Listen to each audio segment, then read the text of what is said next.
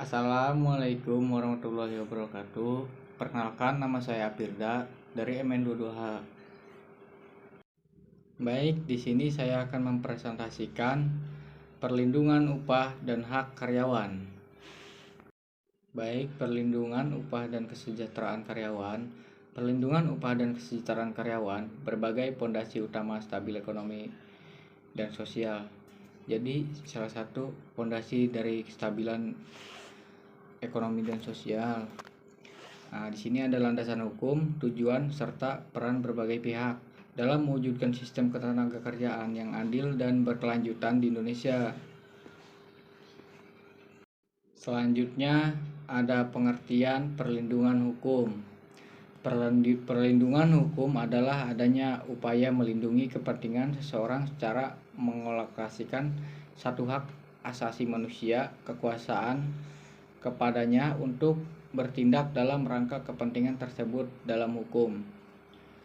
Ditulis Subtiojo Rajo 2000 Ilmu Hukum PT Citra Ajaya Bakti Bandung halaman 54. Segala daya upaya yang dilakukan secara sadar oleh setiap orang maupun lembaga pemerintah swasta yang bertujuan mengusahakan pengamanan, pengusahaan dan pemusnahan kesejahteraan hidup sesuai dengan hak-hak asasi yang ada sebagai diatur dalam Undang-Undang Nomor 39 Tahun 1999 tentang Hak Asasi Manusia.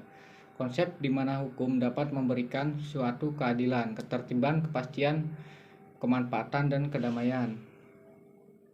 Selanjutnya ada perlindungan hukum. Tenaga kerja dibagi menjadi 3 macam. Yang pertama, perlindungan ekonomis, yaitu perlindungan tenaga kerja yang bentuk penghasilan yang cukup termasuk bila tenaga kerja tidak mampu bekerja di luar kendalanya. Yang kedua, perlindungan sosial, yaitu perlindungan tenaga kerja dalam bentuk jaminan kesehatan kerja dan kebebasan keberseriusan dan perlindungan hak untuk berorganisasi tim. Salah satunya ada BPJS. Dan yang terakhir, perlindungan teknis, yaitu perlindungan tenaga kerja dalam bentuk keamanan dan keselamatan kerja.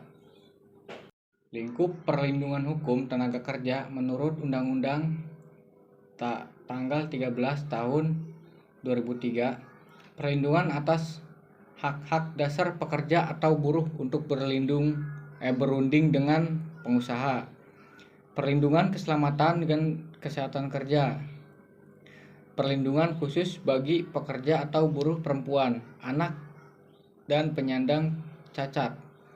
Dan keempat, perlindungan tentang upah, kesejahteraan, dan jaminan sosial tenaga kerja. Jadi di sini kita bekerja itu ada jaminan kesehatan kerja, perlindungan bagi pekerja buruh perempuan dan anak, dan penyandang cacat juga. Baik, selanjutnya ada landasan hukum dan pilar kesejahteraan pekerja. Hak-hak dasar pekerja. Perlindungan upah dan jaminan kesejahteraan adalah landasan penting untuk mendorong produktivitas, stabilitas sosial, dan keadilan. Selanjutnya ada upah yang layak, jaminan sosial yang komprehensif, dan kebebasan berorganisasi adalah komponen vital yang menjaminkan hak-hak dasar pekerja. Dan terakhir, pilar-pilar ini secara kolektif menciptakan lingkungan kerja yang kondusif, di mana pekerja merasa dihargai dan terlindungi, yang pada gilirannya meningkatkan kontribusi mereka terhadap perekonomian negara. Saya lanjutkan landasan hukum dan pilar kesejahteraan pekerja, jaminan konstitusional dan perundang-undangan. Hak-hak dasar bekerja dijamin secara tegas dalam Undang-Undang Dasar 1945 Pasal 27 Ayat 2 yang menyatakan bahwa tiap-tiap warga negara berhak atas pekerjaan dan penghidupan yang layak bagi kemanusiaan. Dan ada Undang-Undang Nomor 13 Tahun 2003 tentang ketenagakerjaan, memberikan kerangka hukum yang lebih rinci mengenai perlindungan upah, waktu kerja, keselamatan kerja, dan hak-hak berserikat bagi pekerja di Indonesia. Di sini ada definisi perlindungan upah dan komponennya. Komponen kompensasi yang layak, yaitu perlindungan upah, adalah hak fundamental bekerja atas komponen yang layak yang dibayarkan dalam bentuk uang. Ini mencakup gaji pokok, tunjangan, dan insentif lainnya yang disepakati. Selanjutnya, sesuai perjanjian kerja, yaitu upah harus sesuai dengan perjanjian kerja yang telah disepakati antara pekerja dan pengusaha. Transparansi dan kejelasan dalam pengajian adalah kunci. Yang terakhir ada keputusan regulasi, yaitu membayarkan upah harus sesuai dengan peraturan perundang-undangan yang berlaku, termasuk upah minimum provinsi, disingkat UMP, atau upah minimum kabupaten atau kota, disingkat UMK, serta regulasi terkait lembur dan pesangon. Baik, perlindungan upah dan komponennya. Penerapan upah minimum kabupaten atau UMK. PP nomor 36 tahun 2021. UMK didasarkan pada LPE atau inflasi pasal 25 ayat 3. Dan syarat penentuan UMK adalah LPE 3 tahun terakhir positif, pasal 30 ayat 2. Di sini ada PRPPU nomor 2 tahun 2022. UMK ditetapkan apabila nilainya lebih tinggi dari UMP, pasal 88C ayat 3. UMK didasarkan pada LPE dan inflasi, pasal 88D ayat 2. Pemerintah dapat menetapkan upah minimum dalam keadaan tertentu, pasal 88F. Selanjutnya, perlindungan upah dan komponennya. Penetapan upah karyawan lebih dari 1 tahun. PP nomor 36 tahun 2021. Upah pekerja di atas 1 tahun menggunakan struktur dan skala upah, pasal 24 ayat 2. Dan PRPPU nomor 2 tahun 2022. Upah di atas upah minimum ditetapkan berdasarkan kesepakatan pasal 90A. Upah pekerja 1 tahun pada lebih menggunakan struktur dan skala upah, pasal 92 ayat 1 dan 2. Dan perusahaan melakukan peninjauan upah secara berkala, pasal 92A. Di sini ada perlindungan terhadap pekerja penyandang disabilitas. Pemerintah mengatur bahwa menyandang disabilitas memiliki hak yang sama dalam memperoleh pekerjaan, perlaku yang adil, dan perlindungan hukum di tempat kerja. Dasar hukum, Undang-Undang Nomor 13 Tahun 2023, Pasal 5 dan 6. Lalu ada Undang-Undang Nomor 8 Tahun 2016 tentang penyandangan disabilitas. PP Nomor 60 Tahun 2020 tentang unit layanan disabilitas bidang ketenagakerjaan. Dan ada hak-hak khusus yang dijamin. Salah satunya aksesibilitas di tempat kerja, kayak toilet, ruang kerja, dan alat bantu. Ada pelatihan kerja yang sesuai dengan jenis disabilitas, dan pelakuan tanpa diskriminasi dalam promosi dan pengupahan. Yang terakhir, menyediakan unit layanan disabilitas atau ULD oleh Kementerian dan Dinas Ketenagakerjaan. Selanjutnya, perlindungan terhadap pekerja perempuan. Pekerja perempuan dilindungi secara khusus secara memiliki resiko biologis dan sosial yang berbeda di tempat kerja.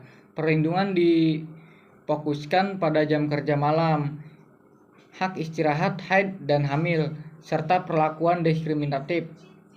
Dasar hukum Undang-Undang Nomor 13 Tahun 2003, Pasal 76, Pasal 81. Undang-Undang Nomor 11 Tahun 2020 tentang Cipta Kerja atau Klaster Ketenagakerjaan, dan PP Nomor 36 Tahun 2021 tentang pengupahan. Ada hak-hak yang dijamin. Yang pertama, larangan bekerja malam bagi pekerja perempuan hamil, pasal 27 ayat 2, kecuali ada jaminan keamanan dan fasilitas transportasi. Dan kedua, ada hak cuti haid, pasal 81, pekerja perempuan yang mengalami haid dalam merasa sakit tidak wajib bekerja pada hari pertama dan kedua. Yang ketiga, hak cuti melahirkan dan menyusui, pasal 82 dan 83, cuti selama melahirkan 3 bulan atau 1,5 bulan sebelum dan sesudah melahirkan. Cuti keguguran 1-1,5 bulan atau sesuai rekomendasi medis hak menyusui. Pengusaha wajib memberi waktu dan tempat untuk menyusui. Dan larangan PHK karena hamil, menikah, melahirkan. Undang-Undang Cipta Kerja menguatkan ini. Perlindungan terhadap pekerja anak. Pemerintah secara tegas melarang mempekerjakan anak di bawah usia 18 tahun, kecuali dalam kondisi terbatas, seperti pekerjaan ringan yang tidak membahayakan keselamatan dan moralitas. Dasar hukumnya nomor Undang-Undang nomor 13 2003, pasal 68 Undang-Undang nomor 13 tahun 2003. Pengusaha dilarang mempekerjakan anak. Dan ada ketentuan khusus, yaitu anak usia minimal 15 tahun dapat bekerja dengan ketentuan. Yang pertama, pekerjaan ringan, tidak boleh mengganggu sekolah. Yang kedua, jam kerja maksimal 3 jam per hari. Dan ketiga, persetujuan orang tua dan perlindungan keselamatan. Ada juga larangan total bagi anak untuk bekerja di salah satunya industri berbahaya atau beracun, dan pekerjaan malam atau eksploitasi seksual. Yang ketiga, ada pengangkutan barang berat dan pekerja ilegal lainnya. Anak berumur 13-15 tahun hanya boleh melakukan pekerjaan ringan dengan pengawasan dan izin tertulis, pasal 69. Ada tujuan utama perlindungan upah dan kesejahteraan. Menganalisis prinsip dan norma hukum, yaitu memahami secara mendalam landasan hukum dan etika yang mengatur perlindungan pekerja adalah krusial. Analisis ini membantu mengidentifikasi celah dan peluang untuk memperbaiki dalam sistem ketenagakerjaan yang adil dan berkelanjutan. Ada mengevaluasi implementasi perlindungan upah, yaitu evaluasi ini penting untuk memastikan upah bukan hanya sekedar nominal, tetapi juga untuk penghargaan nyata atas kontribusi dan dedikasi tenaga kerja. Ini mencakup penilaian terhadap kepatuhan perusahaan dan ekstabilitas regulasi. Dan ada menegaskan peran penegak keadilan, yaitu pemerintah, lembaga pengawasan, dan pengadilan hubungan industrial memegang peran sentral dan menegakkan keadilan di dunia kerja. Yaitu penegakan peran ini meliputi pengawasan, mediasi, dan pengakuan hukum untuk memastikan hak-hak pekerja terlindung. Baik, peran lembaga pengawas dalam perlindungan. Ada Inspektorat Ketenagakerjaan, yaitu melakukan pengawasan dan pemeriksaan rutin terhadap kepatuhan perusahaan terhadap peraturan ketenagakerjaan termasuk pembayaran upah dan hak-hak pekerja lainnya. Dan kedua, sosialisasi dan edukasi, secara aktif menyosialisasikan hak dan kewajiban pekerja serta pengusaha, serta memberikan edukasi mengenai peraturan ketenagakerjaan untuk mencegah pelanggaran. Dan yang ketiga, ada mediator hubungan industrial, yaitu bertindak sebagai pihak ketiga netral atau menyelesaikan penyelisihan hubungan industrial, termasuk masalah upah, melalui mediasi dan konsiliasi untuk mencapai kecepatan. Dan yang keempat, pengadilan hubungan industrial atau PHI. menjadi forum penyelesaian serta sengketa ketenaga kerjaan yang tidak dapat diselesaikan melalui mediasi, memberikan putusan yang mengikat untuk penjamin keadilan bagi kedua belah pihak. Dampak positif perlindungan hukum tenaga kerjaan itu ada 3. Yang pertama, kesejahteraan pekerja, yaitu hukum ketenaga kerjaan yang kuat membantu menciptakan kondisi kerja lebih baik, termasuk upaya yang adil, keamanan kerja, dan hak pekerja yang dihormati. Dan kedua, stabilitas sosial dan ekonomi. Perlindungan hukum ini dapat mengurangi ketidakstabilan sosial dan ekonomi dengan menciptakan keadilan di tempat kerja. Dan yang ketiga, peningkatan produktivitas. Pekerja yang merasa dilindungi oleh hukum cenderung lebih produktif dan berdedikasi. Lembaga pengawas. Negara biasanya memiliki lembaga pengawas yang bertugas mengawasi penerapan hukum ketenaga kerjaan seperti Departemen Tenaga Kerja atau Badan Pengawasan Ketenaga Kerjaan. Mungkin sekian dari saya. Mohon maaf bila ada kesalahan. Wabillahi taufiq hidayah. Wassalamualaikum warahmatullahi wabarakatuh.